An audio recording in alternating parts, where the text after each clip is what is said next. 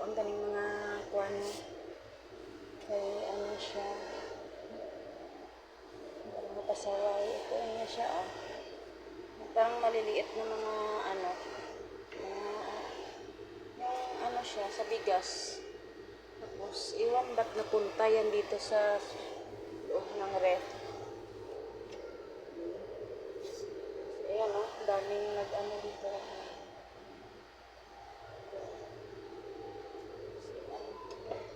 Kasi yung amo ko mahilig kasi mag-ano siya, mag-stock ng bigas. Dalawa lang naman kami kumakain. Ito, ref ko to dito sa labas kitchen kaya wala laman. Tanggalin ko yung mga ganito kasi daming mga itim-itim.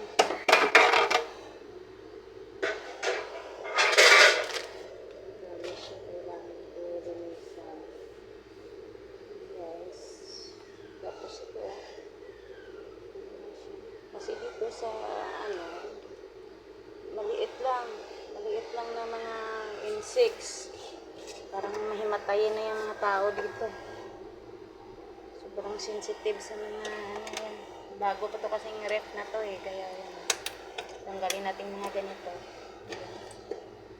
May mga kasi po, may mga para hindi po pag nag-deliver dito hindi siya malaglag. Kaya ganun. Tanggalin na natin ito para gasa natin ng linis natin ng maayos. Sobrang dami kasi guys dami itim-itim.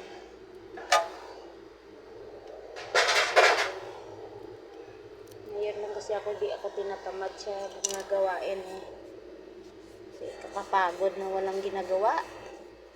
Kasi ito yung trabaho kasi dito is dalawa lang kami ng amo ko na namumuhay sa araw-araw. Wala pa masyadong ginagawa. Tapos kaumay na. Pero nagjo-duty lang ako kahit walang ginagawa. Kasi nga, nag-alaga ako ng amo kong matanda. Mag-out ako ng 11:30 sa gabi. Na ko yan siya, na-insecure ko ng yung amo kong matanda na babae. Kasi iwan ko lang siya dito. Siya lang mag-isa din.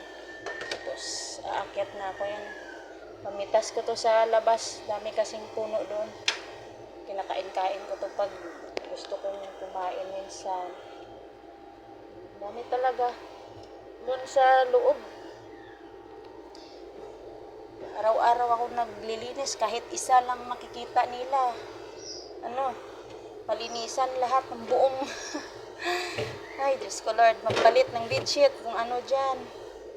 Kahit isa lang yung nakikita na mga ito yung itim-itim na to, kahit isa lang. Kaya tanggalin natin to para may gagawin lang ako yan.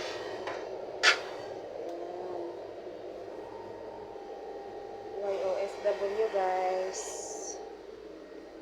pag OFW ka guys, yan, all around na trabaho. Minsan nagtatrabaho, minsan naglilinis, nag-aayos ako ng mga gripo, kung ano nang pwede kong ayusin, magtahi ng damit ng madam ko. Yan, ito lang guys. Bilang OFW, all around ang gagawin natin dito. Kahit sobrang mainit, grabe.